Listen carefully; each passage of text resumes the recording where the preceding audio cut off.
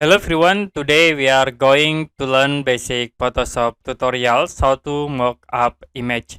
For example, I will open this image and then we embed another image. You can click file, go to place embed and I will use this image. This you can change this image into layer. You can select and right click on this layer. Choose convert to layer. Click yes. After it, select the image and then I will click remove background to remove this image background. Can resize, okay, make it more small. Press in here, and after it, you can click at this point. I will click OK first, then click in here, right click, and then choose swap tools. You can change custom in here into cylinder. After it, you can move to the top. Okay, these objects,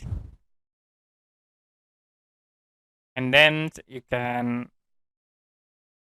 settings in the top corner. This also in the bottom. If you done, you can click outside. So it will be automatically mock up into these objects. You also can blend this object by clicking at the object, right click on layer, and then choose blending option. We can set in here for this layer in this option into here to blending the objects. Click OK to apply.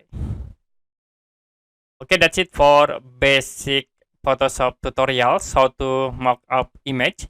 And if you have any question about this tutorial, you can comment below this video.